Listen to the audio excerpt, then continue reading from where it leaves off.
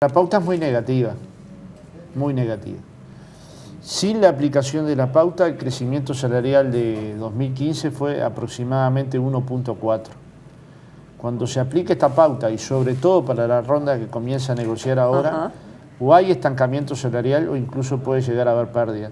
Si uno ve la inflación del mes de enero del año 2016, cerca del 2.5, naturalmente que se da cuenta que la inflación va a llegar a un guarismo superior al 8 o 9%, con lo cual naturalmente, si no hubo acuerdos que superaron la pauta, ahí va a haber pérdida salarial. Nuestros economistas nos informan en esa dirección y nosotros estamos trabajando en dos direcciones concretas de trabajo. Uno, que el Poder Ejecutivo flexibilice las pautas en dos situaciones concretas.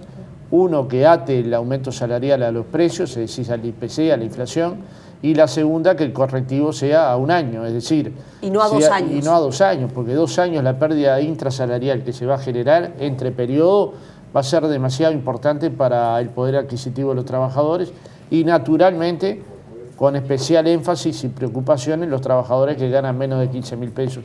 Estamos convencidos que después de 10 años de crecimiento sostenido del salario, el salario puede estancarse o aún caer.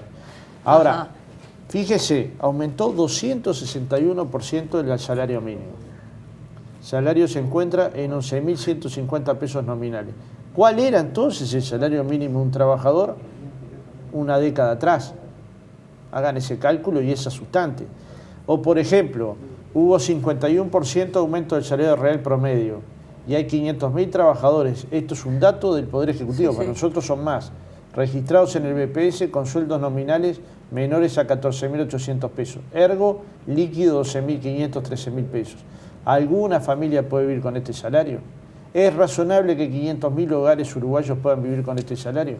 Entonces, razonablemente nosotros valoramos mucho los escalones que hemos subido en el gobierno progresista, en materia legislativa, negociación colectiva, libertad sindical, 8 horas para el trabajador rural, convenio del sector doméstico, licencias para los trabajadores privados. Lo valoramos muchísimo y lo hemos defendido en actos públicos, diciendo cuáles son los avances. Valoramos muchísimo el aumento salarial del 51%, pero naturalmente que faltan muchos escalones para subir y el movimiento sindical los va a pelear. Y la gran disputa actual es si en un periodo de desaceleración económica se puede mantener niveles de distribución, menores pero niveles de distribución.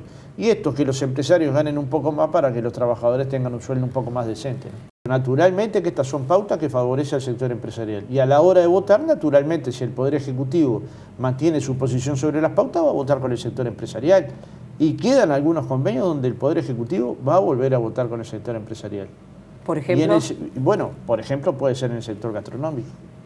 Y por ejemplo, la propuesta que hace el Poder Ejecutivo en materia del sector doméstico es dolorosa, le diría. Plantea 3 categorías, pero entre categoría y categoría 0.5%. Entre una persona que además de cocinar cuida niños o además de cocinar tiene otras tareas vinculadas al hogar, 0.5%. El salario de los trabajadores domésticos, ustedes ya lo saben, es decir, muy bajo. Son salarios muy bajos, muy son bajo, los más bajos de la escala. Muy bajos, los más bajos de la escala. Bueno, los ubican en el sector medio. Y los hogares han tenido un crecimiento en el último tiempo, yo no digo gigantesco, pero han tenido un ingreso importante. Y al mismo tiempo no se construye en condiciones para que ese sector, digamos, mejore sus condiciones. Entonces, si esa propuesta se mantiene, si no se mejora, naturalmente que probablemente voten con el sector empresarial. Nosotros vamos a hacer todo lo posible para conseguir un convenio, pero si los convenios bajaron de 80 y pico por ciento, 60 y pico por ciento, no es un dato de la realidad que estas pautas no ayudaron a conseguir convenios colectivos tripartitos, es un dato de la realidad. ¿Usted prevé un escenario conflictivo? Bueno, si no lo previera, no tendría que estar donde estoy. Digamos, si estas pautas salariales se mantienen, va a haber conflictividad en 2016.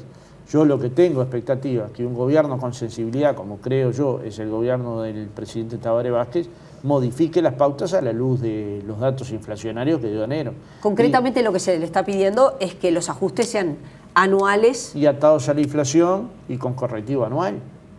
Es que no se está pidiendo tanto, se está pidiendo asegurar no perder salario. Lo mismo que se dio al sector público. Entonces, si se pudo hacer con el sector público, ¿por qué no se va a poder hacer con el sector privado? Yo no digo estudiar excepcionalidades o sectores que están en problemas, porque eso siempre se ha hecho.